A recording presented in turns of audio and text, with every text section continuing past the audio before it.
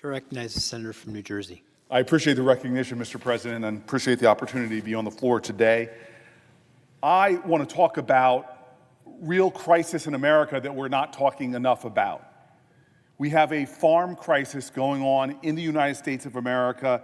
It's facing our entire country, it's facing our rural areas, and it's facing some of the most noble Americans in our country, who are part of a great tradition and a great heritage that is vital to all Americans. We are in the midst of a farm crisis, and we're in the midst of a nutrition crisis. And despite the need for Congress to step up to this moment to meet this crisis and pass a bold farm bill, it is not happening right now. Since we passed our last farm bill in 2018, we have lost over 150,000 farms, most of them small farms. That's an average of 51 farms we have lost every single day for the past 8 years. And the farmers who've managed to hang on are telling me that the economics of farming simply do not work for them anymore, and they fear that we are on the brink of another 1980s type of farm crisis. I'm hearing more and more now from farmers about the reality that most of them have to seek off-farm employment just to be able to keep their families afloat. Now, this trend has been going on for years. It is a trend that we saw under Democratic presidents and Republican presidents. It demands a bipartisan response. I know the policies of this administration, though, are making the situation worse for farmers, not better. They're acting as an incendiary to this horrible fire. We see this president's reckless tariff policies have driven up costs for farmers. The President Trump's reckless war in Iran, which closed the Strait of Hormuz, drove up costs for our farmers.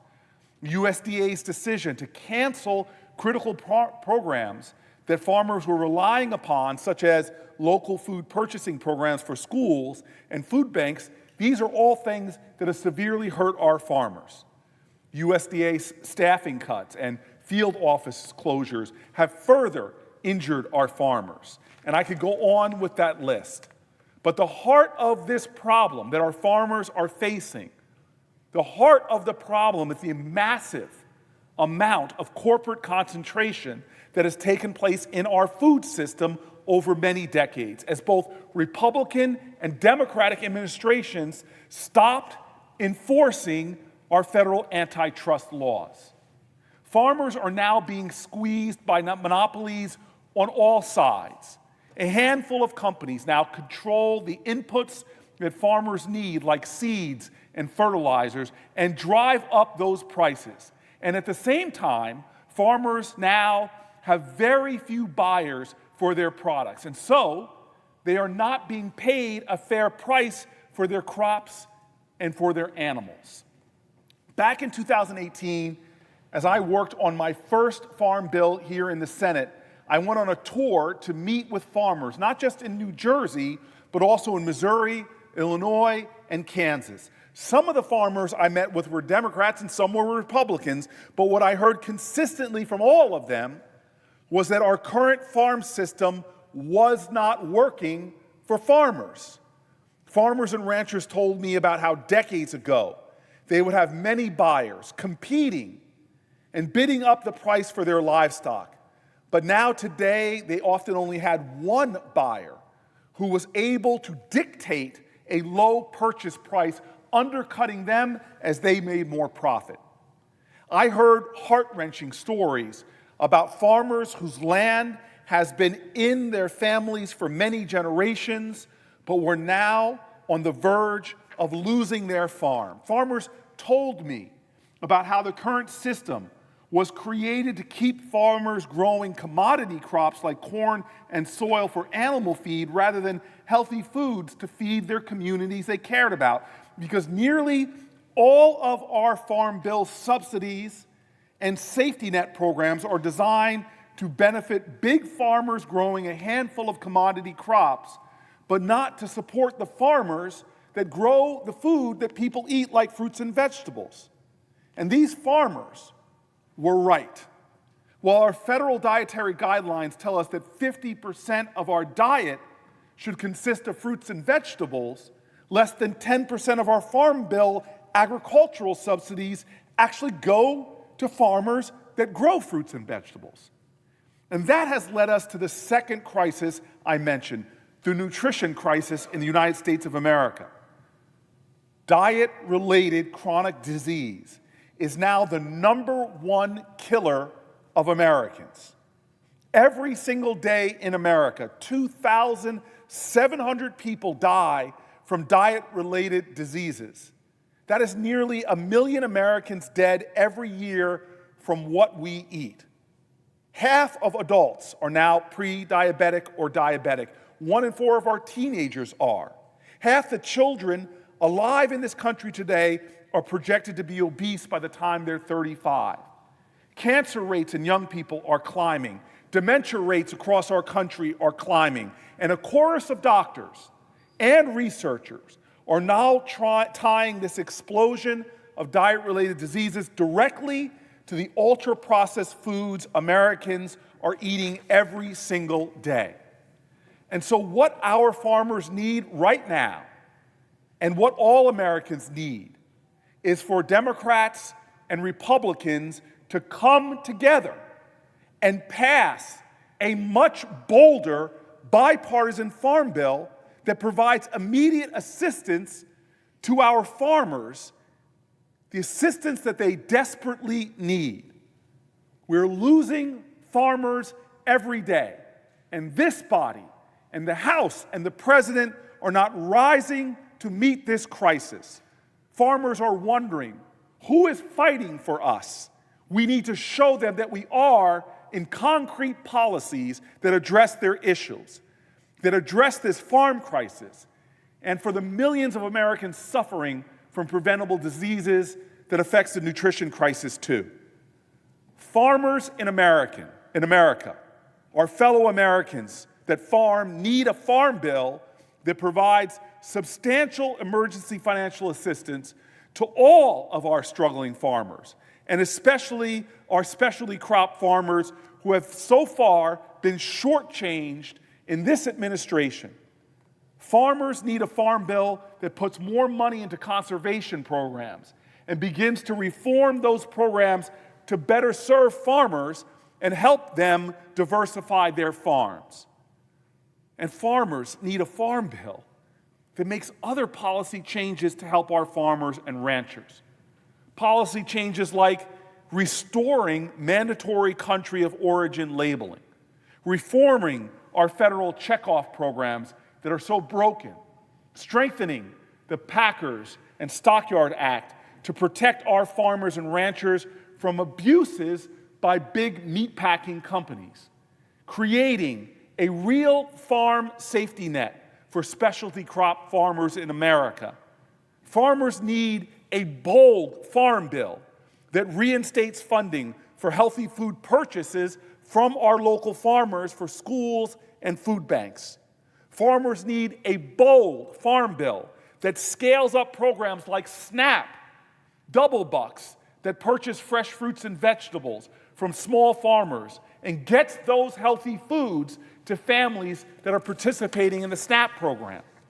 Not only would a bold farm bill like that be a lifeline to our farmers, but it would be an example of using food as medicine and provide healing to Americans suffering from diabetes and other diet-related diseases.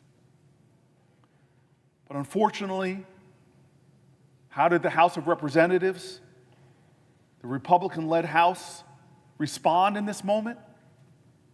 Well, they passed a farm bill that fails to meet this crisis, that fails to lead when people are looking for help, that fails to meet the needs of our farmers and our families. They passed a farm bill that would hurt our farmers by preempting state laws such as Prop 12 that create new markets for our farmers. The Senate now has to do better. Democrats and Republicans in this chamber must come together. We must put aside poison pills such as Prop 12 preemption and pesticide preemption and negotiate a bold farm bill that helps our farmers and families and meets this crisis that has been growing and growing and growing. And at a time when we are seeing President Trump's policies causing food prices to increase at an alarming rate, that bold farm bill must reverse the destructive Republican snap cuts that have already left nearly 1 million of our children today going to food hungry. I hope that we rise to this occasion in the Senate. I hope that we are a nation that knows our fundamental health and well-being relies on American farmers. They protect our heritage. They're stewards of our land. They are the hope for a better, healthier future. Let's stand together, join together, and be bold, be strong, and bring about a better deal, a new deal for our farmers. Mr. President, I would like to go on to another topic and have that designation, separation in the congressional record. Can I do that, please? I'm grateful. This week, not many hours from now, we're going to celebrate Juneteenth. We all know the story of Juneteenth, that there were slaves in Texas that had not gotten the word that they were free. A civil war that cost so much blood and treasure to this country. No other war has seen so many Americans dead. And yet, at the end of that war, many, many people had not heard the Emancipation Proclamation, did not know they were free. It wasn't until that fateful day on Juneteenth that slaves, now free people in Texas, heard about their freedom. There was jubilation, there was celebration, and the tradition of Juneteenth started. Now, I'm very familiar. It's hard for me to walk on this Senate floor, this sacred civic space. It's hard for me to walk here and not recognize the history. Right after Reconstruction, we saw the first black person ever to walk on this floor. We saw a black senator elected to this body, not popularly elected, but back then we put our legislators in the Senate by votes of state legislatures. We saw House members come from southern states as well, being elected in free, fair elections in that post-Reconstruction period. Because freedom in America is not just defined by not having chains. Freedom in America means being able to participate in this democracy. And in that brief period of the post-Reconstruction era, of the Reconstruction era, we saw free and open elections. African Americans rushed to the polls and voted at 70, 80%, and began to elect people in fair elections. We saw multicultural legislators. We saw blacks and whites and states sharing power. It was extraordinary, this brief window of time. But then the Reconstruction period ended, and a reign of terror fell throughout the South. We saw black elected officials, black judges, black mayors being dragged out of their offices, beat, and some of them lynched. We saw laws being passed by state legislatures to bar black people from voting, to put on poll taxes and other extraordinary hurdles to stop African American participation and African American voting. That very idea of being free was now undermined and undercut by a set of unfair laws. And what happened to blacks in the Senate? What happened to blacks in the House of Representatives? Well, they disappeared.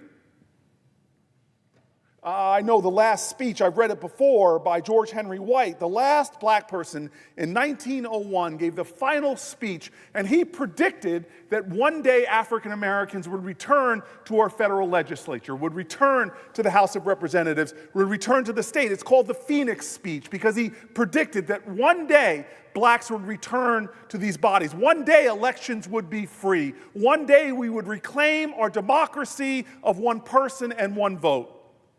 1901, and he was from North Carolina. And it wouldn't be till the 1990s that another black person would come to be elected from North Carolina. From those days in the 1870s and 1880s when that reign of terror and the denial of vote, it wasn't until the 1960s that laws were secured, passed through the United States Senate and the United States House, that gave the right to vote a more fair and equal chance. It was called the Voting Rights Act of 1965, this extraordinary piece of legislation that secured the right to vote for African Americans. And finally, African Americans started returning to our legislature. We saw Edmund Brooke get elected to the United States Senate. We saw Carolyn Moseley Braun be elected to the United States Senate. The third person was Barack Obama, elected to the United States Senate, and I was number 4. Fourth black person in history to be elected to this body after this history of horror and struggle and pain, after girls were killed in a bombing, the Edmund Pettus Bridge marchers beaten on Bloody Sunday, Goodman, Cheney, and Schwerner being killed in Mississippi. The stories of horror of those folks who tried to stand up for the right to vote, tried to fight to advance the cause of equal voting. Finally, in 1965, Voting Rights Act was passed. Equality at the polling place, justice returned, and this body and the chamber across the Capitol began to see, as was predicted by George Henry White, blacks come back to Congress. Justice, fairness, equality, secured by this chamber, secured by Congress, signed by a president. The Voting Rights Act from 1965 held strong and allowed that fairness to be seen and allowed voters to have a fair say. But here, as we get ready to celebrate Juneteenth and those ideals of freedom, I have to stand here on this Senate floor, recount this history, and say that we are at another crisis point in our democracy because the Supreme Court now has gutted the Voting Rights Act, eviscerated Section 2. And what's happened as a result? Before the ink was dry, we saw southern states, those same states that a century before used the legislative power at the state level to eviscerate black voting fairness, they raced really quickly to draw congressional lines on their maps with the express purpose of diluting African American voting power.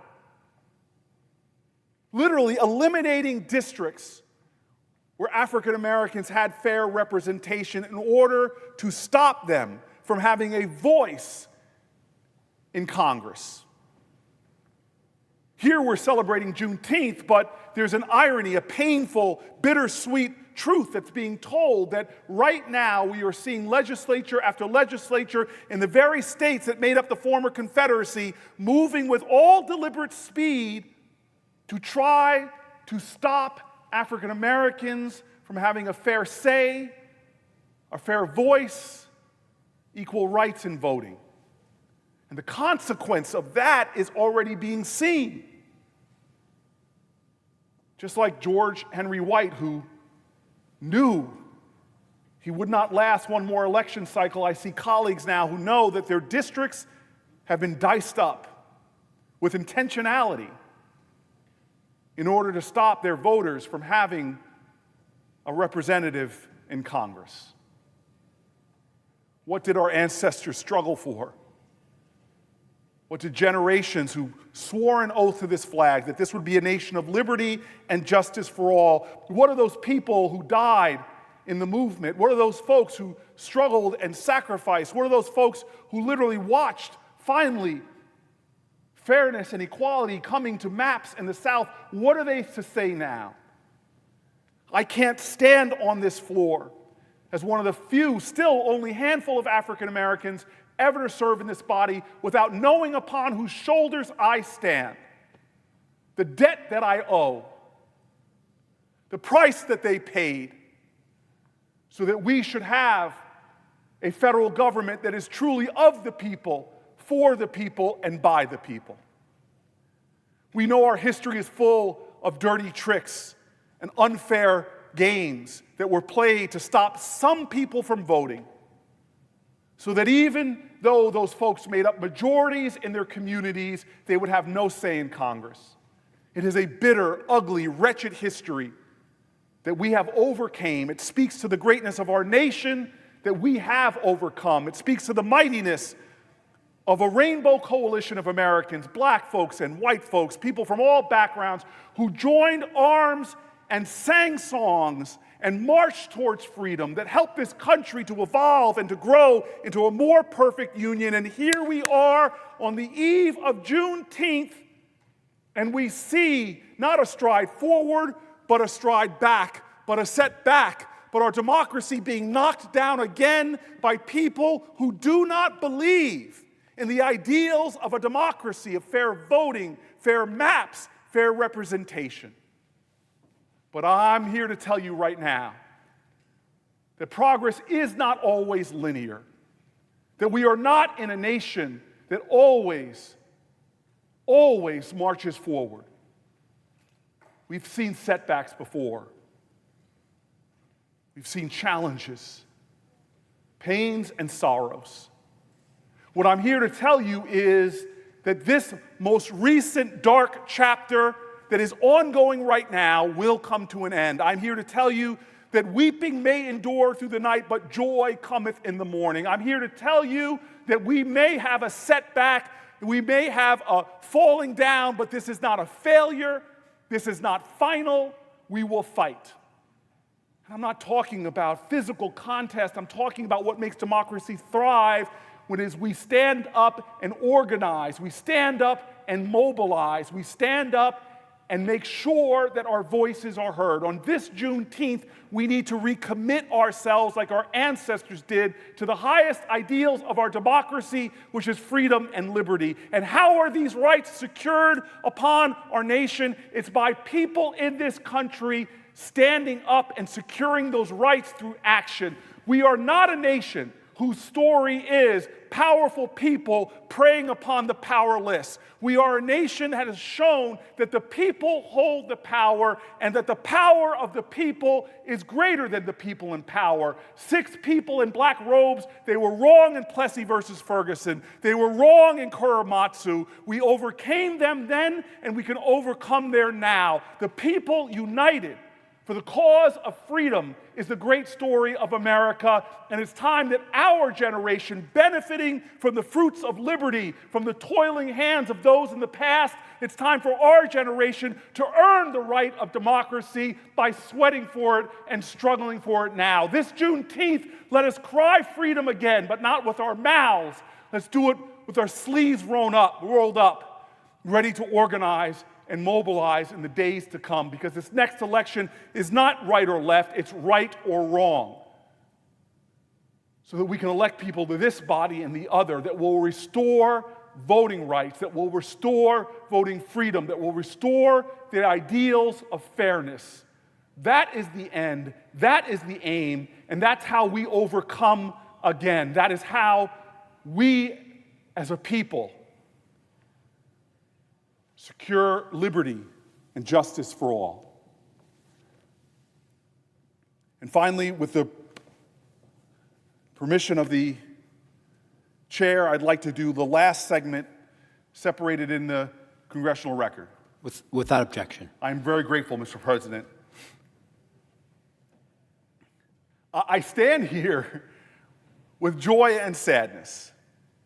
I stand here with a humble gratitude that I cannot express.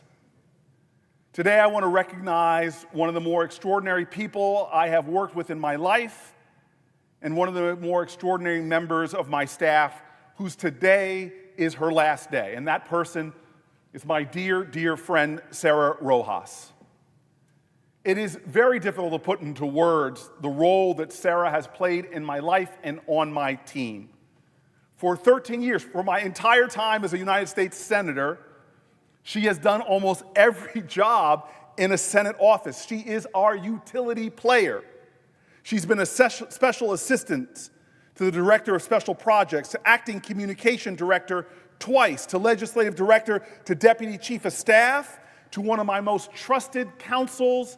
She has played every position imaginable. To her colleagues on my staff, she's that leader that everyone looks up to, and someone that everyone genuinely considers, like I do, that she is a friend, someone that you can lean on. And to the people of the great state of New Jersey, gosh, I wish you all knew how incredible of a public servant she is and has been to New Jersey's interests. She is one of those people who, for millions of people in my state, her labors, her work, her counsel has made things better for New Jersey.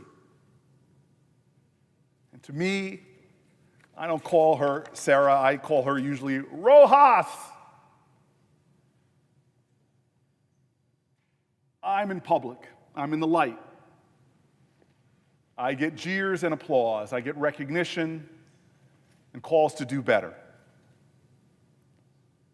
But I stand strong through it all because of the people around me, the people who encourage me, who keep my feet on the ground, the people who don't let my positive press get to my head or my negative press get to my heart.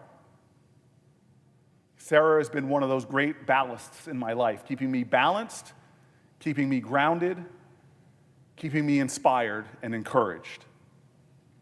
She has superpowers, to be honest with you, and one of them is her empathy. One of them is her capacity to care. One of them is her ability to make everybody around her feel her love. I'm devastated, actually. Really sad that Sarah's leaving D.C. The consolation I get is that she's going to be in Jersey. I love the fact that she's going home.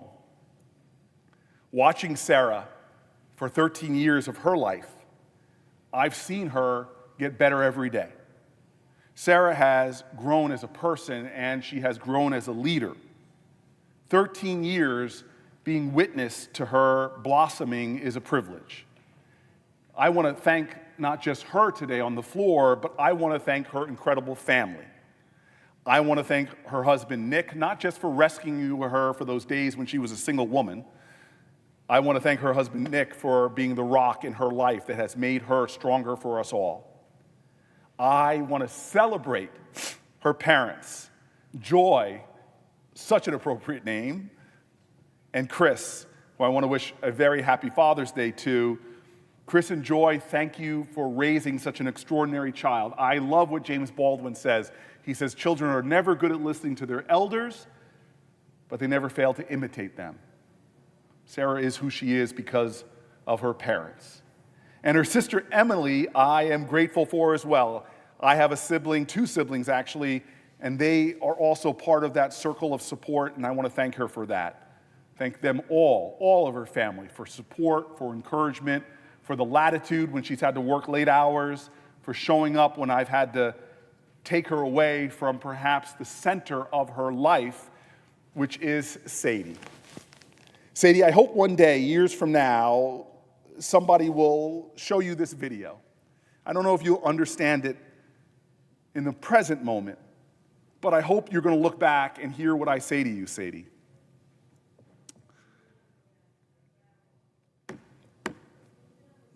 Sadie, you should be proud of your mom. You should be in awe of her. Sadie, your mother is one of the more phenomenal people I know. And that makes me confident that you're going to be phenomenal too, Sadie. You have a rock star mom, maybe not known by millions, but all who know her, she is a star that illuminates not just your life, but all of our lives. 4 years ago, Sarah lost a very important person in her life, and I want to honor them as well, her grandmother. Gloria Rojas. Again, these names like Joy and Gloria say so much about the people. Now, Gloria was this extraordinary trailblazer. It's another reason why I know how she got to be so great, Sarah did. Gloria was the first Latina broadcast journalist in New York. She was a big deal. But she once said that the big news stories are not always the most satisfying. It's the little stories where you can really make a difference.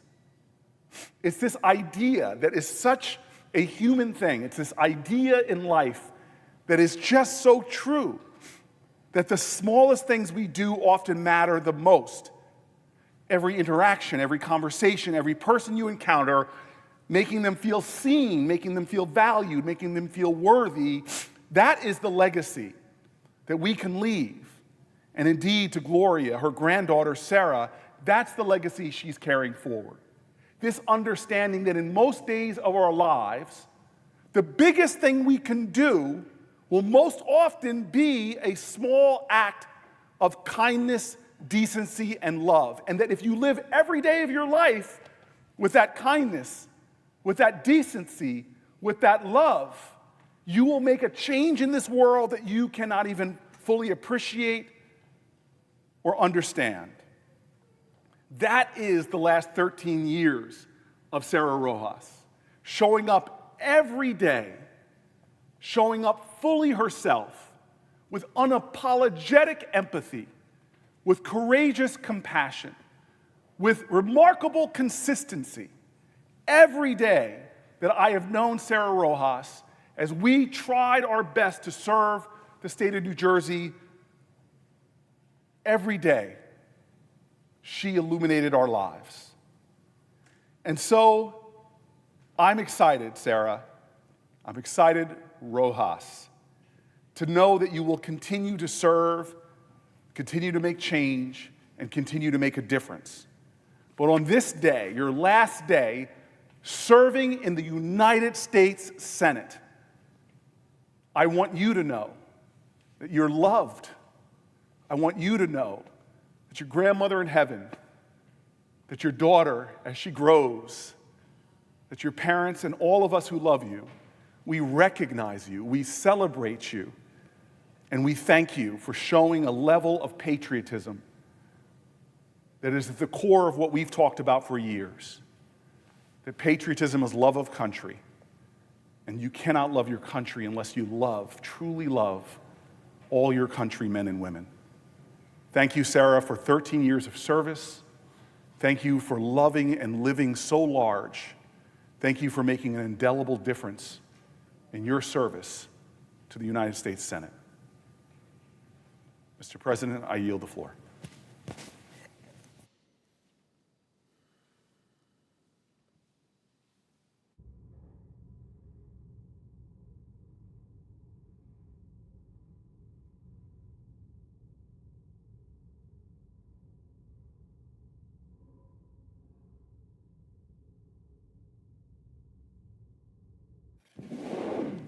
I don't see any of this coming up. I just want to you, sir. The pages that are serving right now, they seem great. They've been here for what, 10 days, sir? I don't know if you can recognize the fact, though, that as admirably that they're serving, as kind and generous as they are, they're kind of half pages because they're not taking class. They're classless pages, and I'd like the record of the Senate to remark that. They have no class. I mean that in a literal sense. I mean, they're very polite people.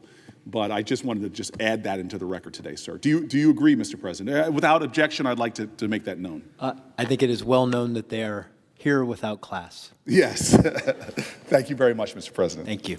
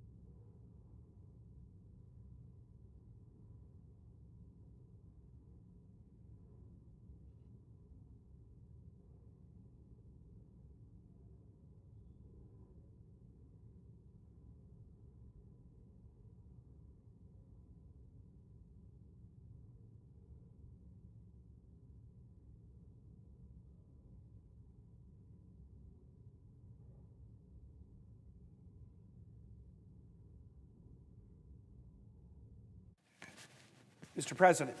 To recognize the senator from Virginia. Thank you, Mr. President, and to all here. I rise today to speak about the breaking news that the President has entered into a memorandum of understanding with Iran to end the war that he started on February 28th.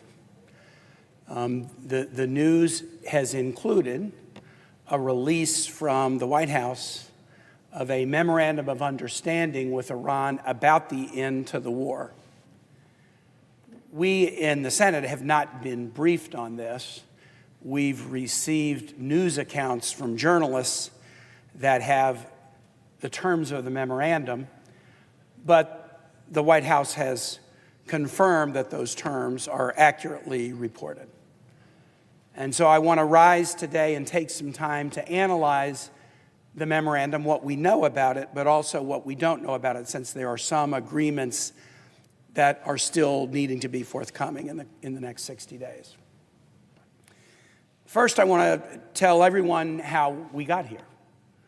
The United States and Iran have been engaged in a back and forth sort of war attrition against each other since about the 1950s.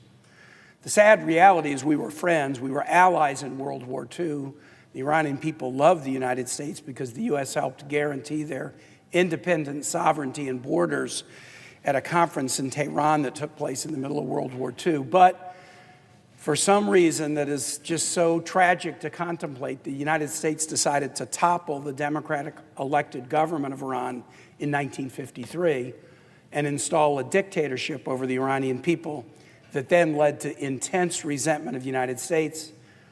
When the Iranian people overthrew the dictatorship in 1979, those who took control of Iran were hardliners. They hated the United States because of this 26-year dictatorship that they suffered under. And since that moment in 1979, it's been back and forth between our two nations. Iran invaded our embassy, violating international law, and held dozens of Americans hostage for 400 plus days. The United States funded Iraq to wage a war against Iran, in which hundreds of thousands of Iranians were killed. Iran funded proxy terror groups that bombed the United States Marine barracks and embassy in Beirut, killing hundreds of Americans. The United States shot down an Iranian commercial aircraft in 1989, killing nearly 300 Iranian civilians. The United States invaded both of Iran's next-door neighbors to topple their governments, and Iran then funded proxy groups to attack U.S. soldiers in their region. We have been back and forth, the United States and Iran, sadly beginning as friends since the 1953 decision of the United States to topple the Iranian government. If more war with Iran were the answer, we would have found it a long time ago. And so I took the floor of the Senate immediately after the president started this war to say the war was illegal because he had not consulted with Congress before waging it. The war was foolish because 25 years of war in the Middle East should have taught us something.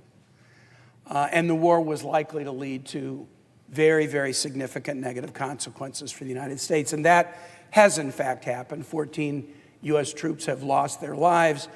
We've spent probably already in excess of $50 billion in taxpayer money to prosecute this war. And we have a huge bill still to pay, both to reconstitute infrastructure that Iran has attacked in the region and replenish munition stocks that have been depleted. And thousands of civilians in Iran, including school children, have been killed during this campaign. I am very thankful that we found an off-ramp to this war. Even though the war was illegal and stupid and foolish and destructive, finding an off-ramp is a good thing. And so I am happy that the administration has negotiated an end to the war, and I pray that the negotiation and the end to the war will hold. But I want to remind everybody who is paying attention to this that there was a different path, and it was a path of diplomacy. President Obama, in his first term, but it really began more in his second term, determined that 50 years of hostilities between the United States and Iran was just too much, and we needed to find a path forward in the relationship. We don't have a magic wand to wave to make the Iranian government a good government, a non-dictatorial government. We can't affect completely how Iran treats its people, but we could start to find some path to start building some kind of a relationship after war being a constant essentially since 1953.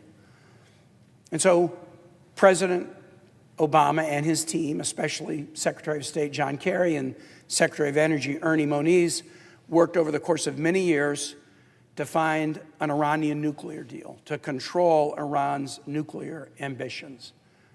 That deal, the run-up to the deal was announced in late 2013, and between 2013 and 2015, when the deal was finalized, the administration briefed us repeatedly. I'm on the Foreign Relations Committee.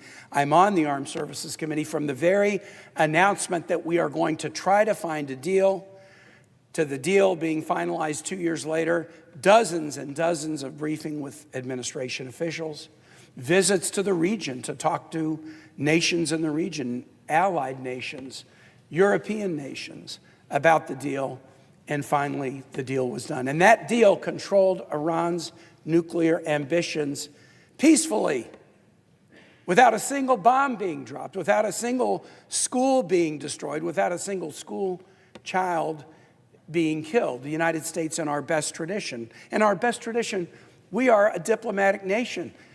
Teddy Roosevelt won the Nobel Prize for helping broker the end of the Russo-Japanese War. And since then, many Nobel Peace Prizes have gone to American leaders, not just presidents, but diplomats like Ralph Bunche and others for putting the United States forward as a diplomatic nation. And that nuclear deal with Iran, though not perfect, few deals are perfect, and though not covering all aspects of Iranian bad behavior, finally got the United States and Iran in the same room where they could communicate and hopefully find a path to get out of a state of back and forth war that had essentially been constant since 1953.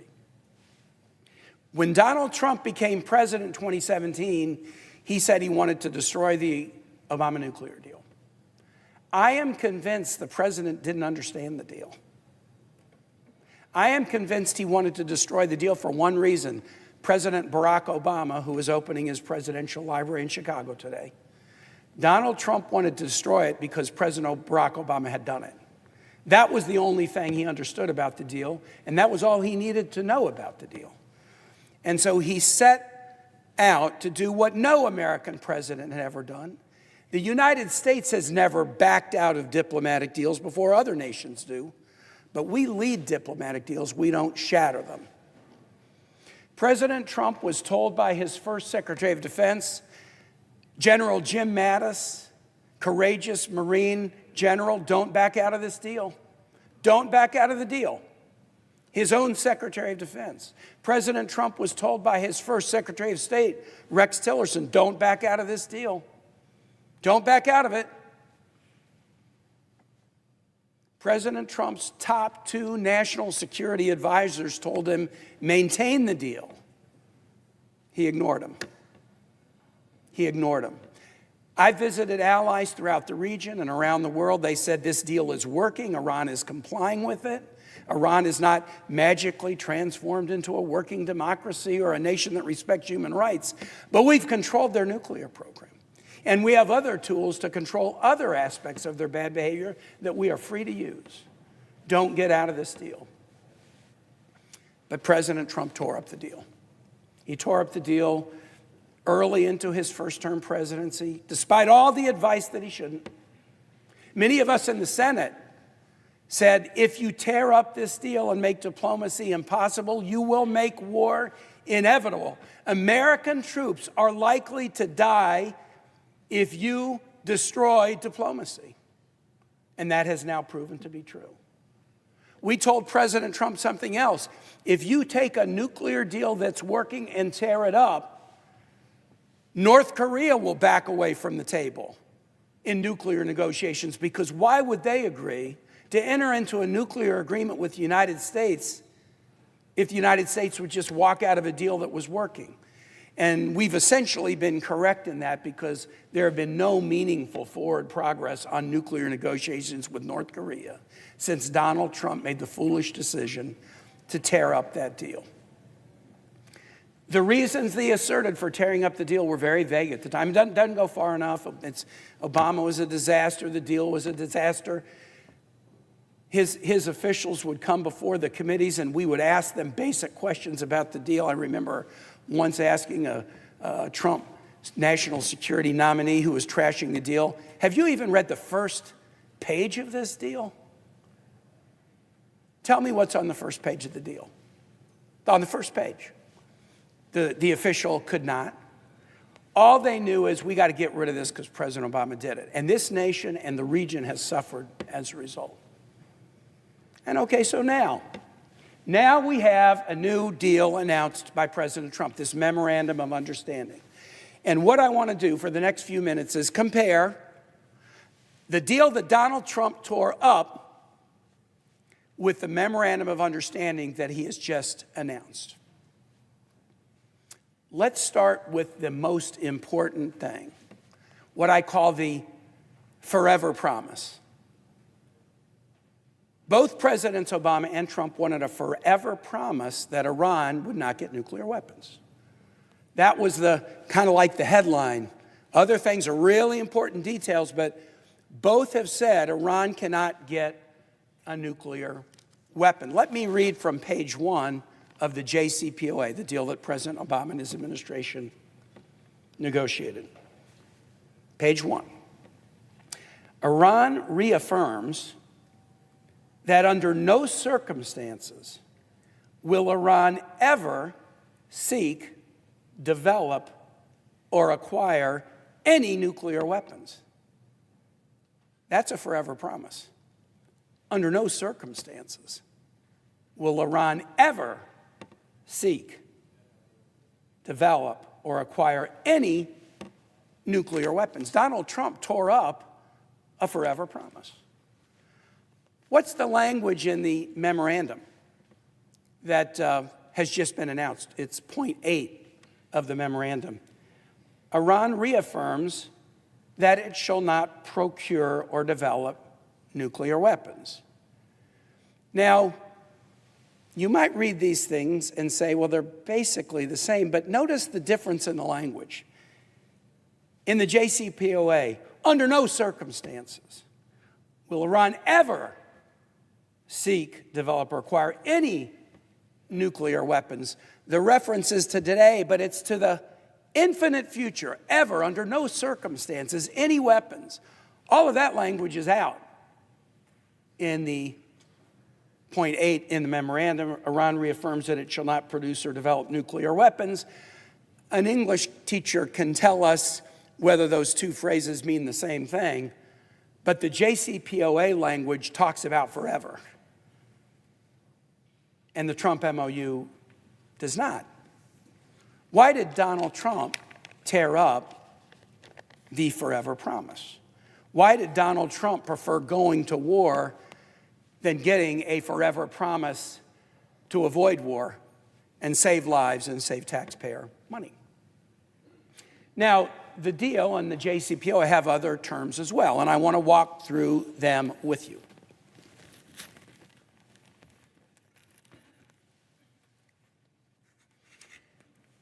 I'm walking through terms. On the left, you see the JCPOA. This is the deal that the Obama administration negotiated in 2015, and the MOU refers to the 14-point memorandum that was released yesterday by the Trump administration. Limitation on centrifuges that are used to enrich uranium. The JCPOA had significant limitations on centrifuges. The MOU has none. Now, to be fair, the MOU says we're going to continue to negotiate for 60 days, and that period can be extended by mutual agreement. But the deal that Donald Trump tore up had limitations on centrifuges, and the memorandum he signed at Versailles yesterday does not. How about limitations on enrichment? Centrifuges are just machines that are designed to enrich uranium. But what about actual limitations on the enrichment of uranium? Well, the JCPOA, negotiated over the course of many years, had significant limits on Iran enriching uranium. The memorandum of understanding, who knows? There's no limits in the memorandum. There's an agreement to keep talking for the next 60 days or potentially to extend it. But as of now, this MOU contains no limitations on the enrichment of uranium. How about limitations on research? Research into nuclear weapons is a key component of any nuclear program. To do the research, to know how to convert enriched uranium into a weapon, and a weapon that can be delivered via some system to impose damage on military or civilian targets.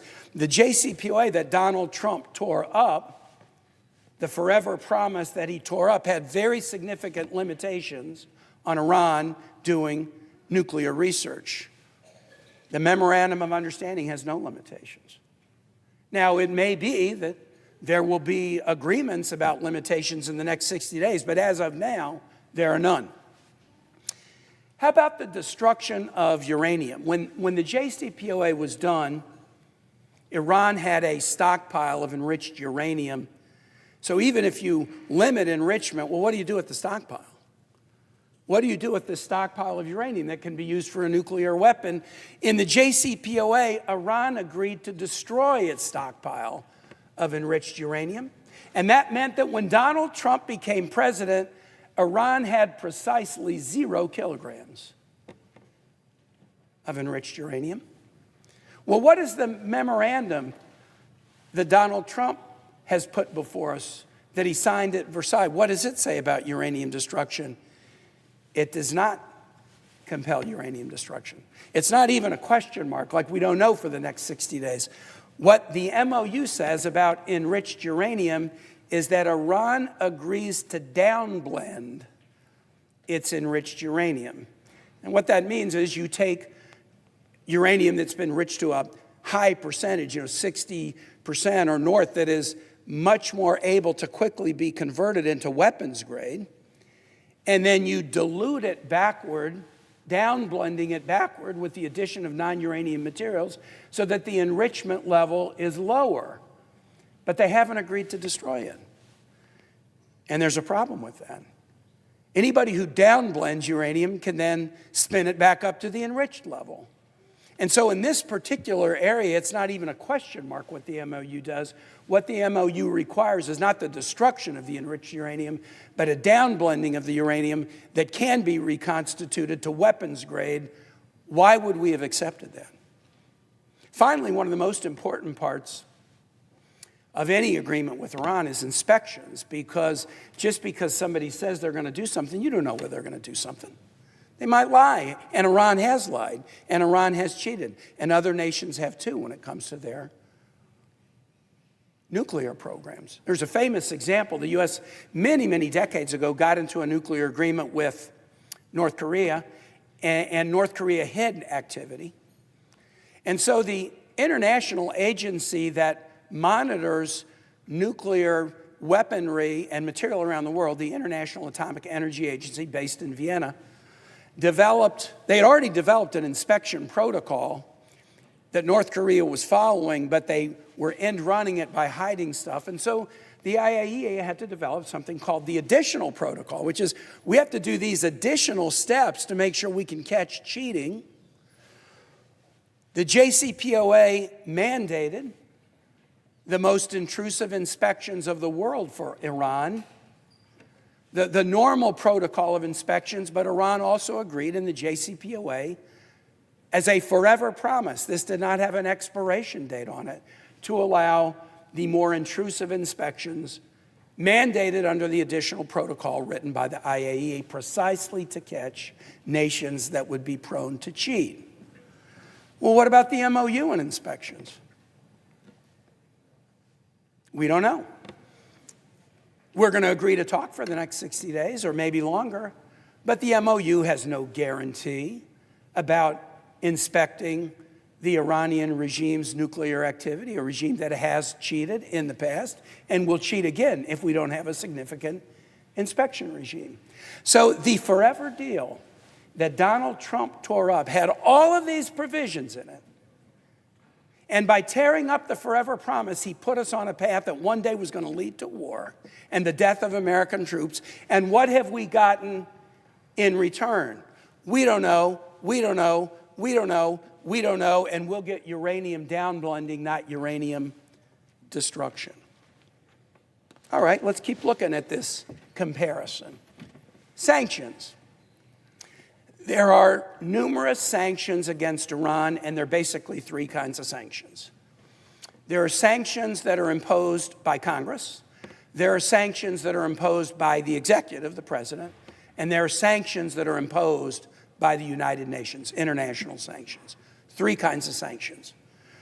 Iran, in giving up any nuclear program, wants relief from sanctions. Those sanctions have punished the Iranian economy. And I give applause to my colleagues on both sides of the aisle. If we had not done sanctions legislation, Iran wouldn't be at the table right now. So this is something that Congress can take some credit in. What did the JCPOA do with respect to sanctions? Under the JCPOA, Iran was relieved from nuclear sanctions with snapback upon violation. So if Iran violated any of the terms of the nuclear deal, the sanctions were still on the books and they would snap back. But get this, on the JCPOA, it specifically said that non-nuclear sanctions remain. They're not frozen, they're not eliminated, they're not waived. They remain in place because the U.S. and the international community have sanctions against Iran for its ballistic missile program. And we have sanctions against Iran for gross human rights violations. And we have sanctions against Iran for terrorism and funding proxies in the region. And the JCPOA that we did in 2015 said, listen, we'll give you relief from nuclear sanctions, but we're not giving you relief from all these other sanctions. We're going to keep using them against you until you correct the other bad behavior that you're engaged in. Pretty good deal. Pretty good deal. And that was why Secretaries Mattis and Tillerson told President Trump, don't tear up the deal. Maintain the deal on the nuclear program and because it's working, and keep using all the sanctions against Iran for all their other bad behavior. So keep the deal and then keep the pressure on. You can do both and you'll improve Iranian behavior. But Donald Trump tore up the forever deal. And what do we get instead? In the memorandum of understanding, the point that deals with sanctions says the U.S. will move to terminate all sanctions. Nuclear, non-nuclear, congressional, executive, international. It will get the UN to drop international sanctions. The MOU says the United States will not impose further sanctions, giving up so much more leverage than was given in the JCPOA. Why would we give relief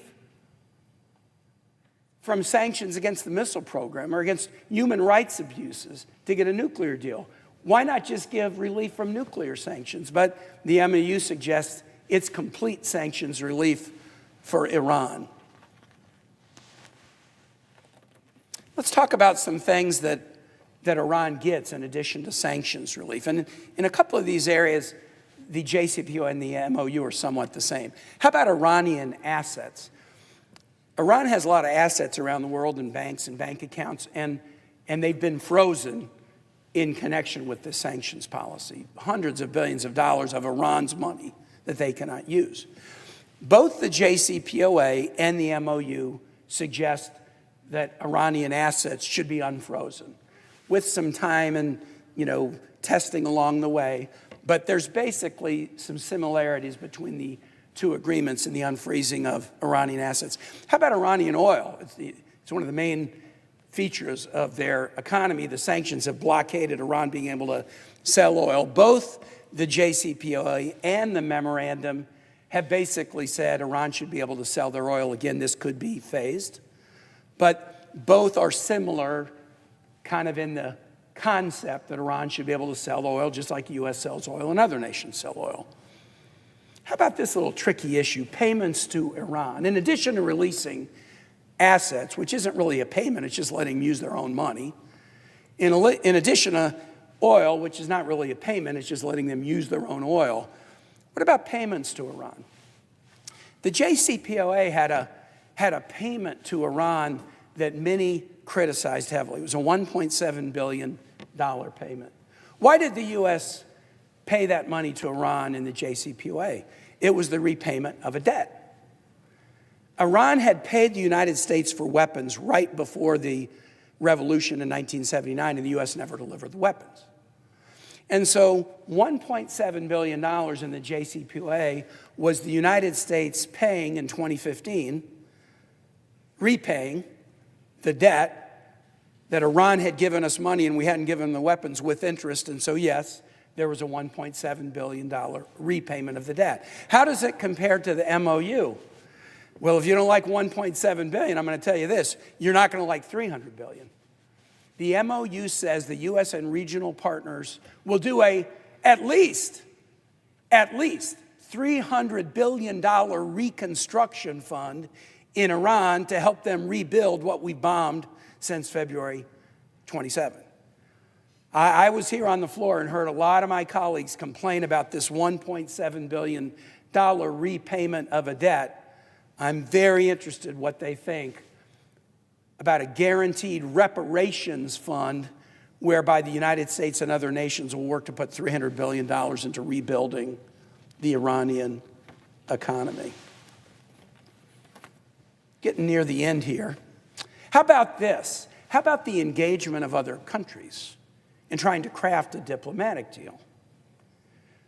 The JCPOA was crafted by a group called the P5+1. It was every permanent member, P5, P for permanent, every permanent member of the UN Security Council, and that is, let's see, France, UK, US, China, Russia, +1, Germany. Germany was not a permanent member of the US Security Council. And it was the 6 nations. And it's an interesting 6. We're not around the table much with China and Russia these days. We're often not trying to do something with them. We're often checked off against them. But on this issue, these adversaries had the same interest we had. They did not want Iran to have a nuclear weapon. Russia borders with Iran. There's been a history of some challenges there. China wants to limit the number of nations in the nuclear club. And so they were glad to join us. And the negotiation took place with all these allies around the table. What about the MOU? Who was engaged as allies of the United States in negotiating this agreement? Nobody.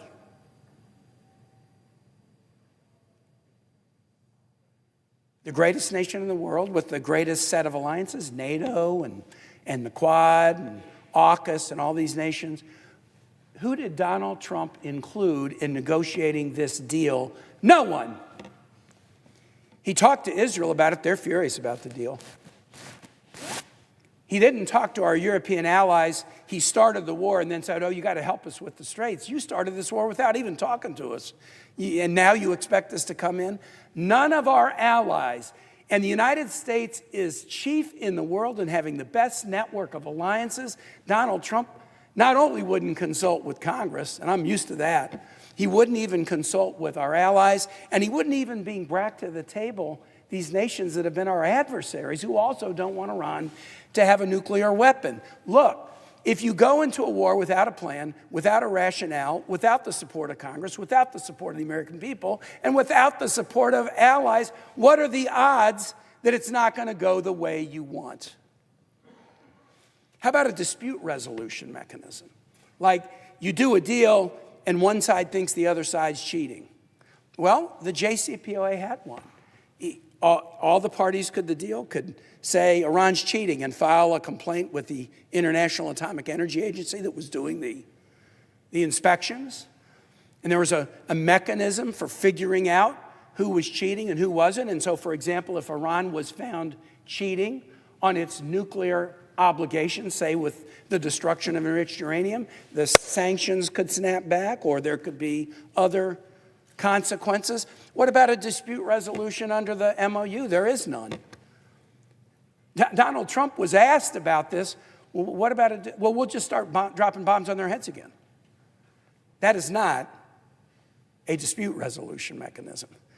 That's just like, well, let's just go back to war. Maybe more American troops. at risk, maybe more damage done to the economy, maybe people paying more at the gas pump. Hopefully, in the discussions over the next 60 days, which could be extended by mutual consent, there will be a dispute resolution mechanism, but there is not one now. How about the Straits of Hormuz? Critical choke point for petroleum and other aspects of the global economy. Under President Obama and under the JCPOA, the straits were never closed. They remained open to global commerce, not only for Iran, but other nations too. President Trump's war led to the closing of the Straits of Hormuz, to enormous economic damage to America and the globe. And yes, as part of the MOU, Iran has agreed that the straits will be open. Better that they should never have been closed than that you have to do a deal and give up a lot to get them to reopen. Let's talk about one other thing about the Straits of Hormuz. This one was an unusual provision of the MOU. Future control of the Straits of Hormuz. Future control of the Straits of Hormuz. The MOU says that Iran and Oman will administer traffic through the Straits of Hormuz, will develop a plan to do so, and the plan has to be in accord with international law. The United States has never said that before, acknowledged the power, acknowledged the right of Iran to be the administrator of the Straits of Hormuz. The JCPOA certainly didn't recognize Iranian control of the Straits of Hormuz, but the Memorandum of Understanding does. And I believe that poses very, very severe risk of continued choke points in the Straits in ways that can harm global commerce and ultimately harm American families. All right. So that's my assessment of the comparison of the JCPOA and the MOU. The JCPOA had an ironclad forever promise about no nuclear weapons ever, not any, under any circumstances, ever. Donald Trump tore that up, and he got a watered-down promise. It might also be a forever promise, but it's certainly watered down from what was in the JCPOA. And then you see in all these areas the limitations that the JCPOA had to cement that forever promise. The MOU doesn't have it. You see the United States giving up on sanctions for non-nuclear activity, international sanctions, congressional sanctions. The JCPOA didn't give that up. And you see the United States agreeing for the first time that Iran and Oman will have the right, the role to administer traffic in the Straits of Hormuz. So let's compare. Let's compare the forever deal that Donald Trump tore up that led us to an illegal and foolish war to the memorandum that he just announced yesterday. It ain't hard. It's not hard. Giving a lot more to get a lot less. That's what the MOU is when you compare it to the forever deal that Donald Trump tore up. One of the 14 service members who died was from Virginia, Robert Marzon, who was a senior warrant officer in the Navy. He was in his 50s. He was very close to retirement, Spotsylvania County, which is about an hour south of here. Deployed often all over the world in his role. He died early in that attack on the position in Kuwait because we didn't really let allies know what we were doing. When Iran started firing at U.S. positions in nations like Kuwait, we weren't ready for it. And Robert Marzon was one of the people killed right at the start of this war, right about the same time as all those school kids in Iran were killed when we mistakenly bombed a school.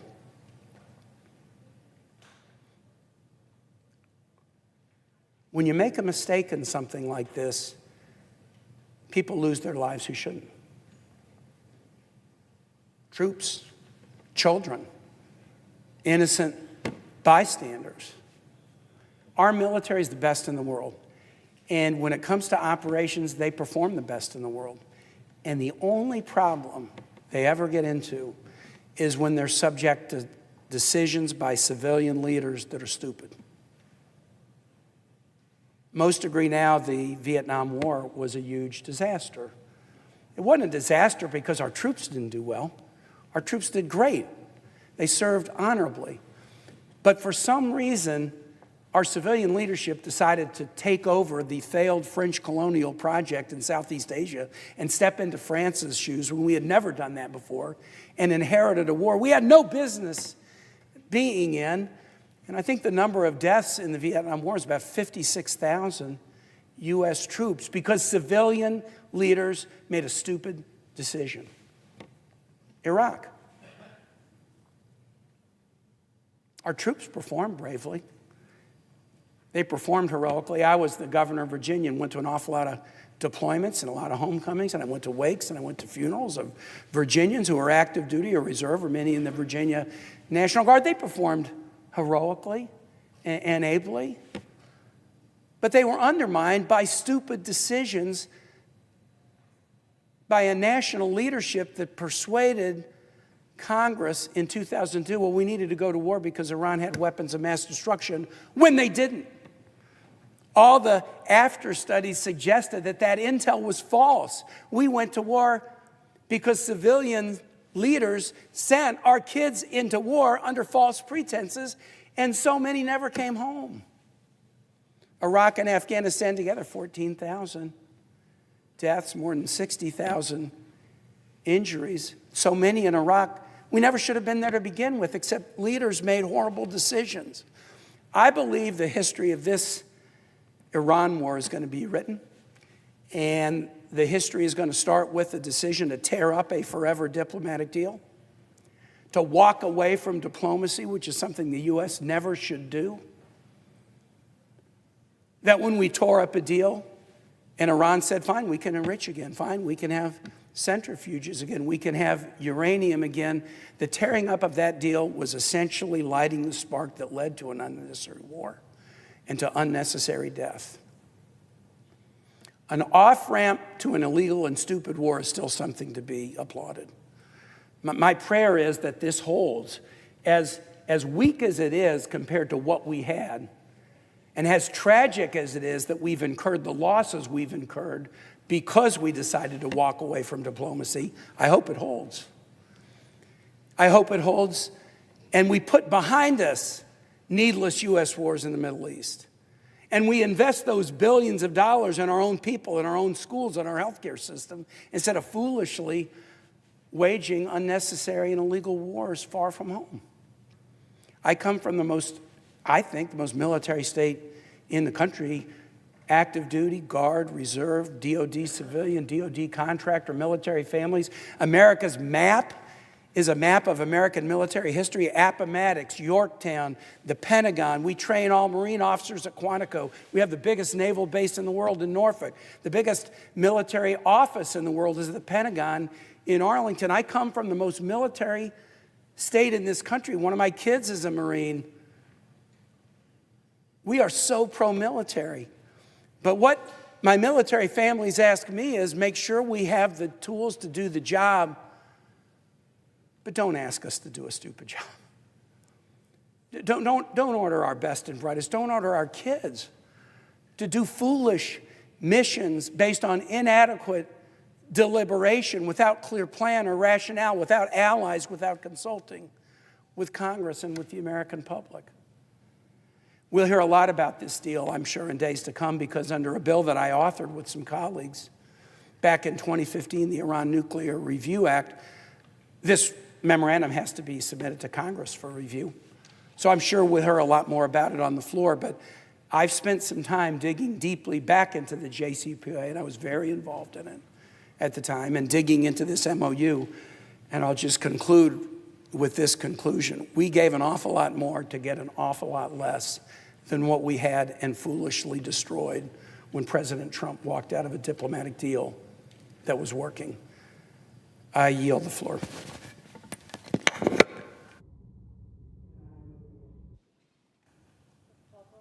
Clerk will call the roll. Ms. Alston Brooks.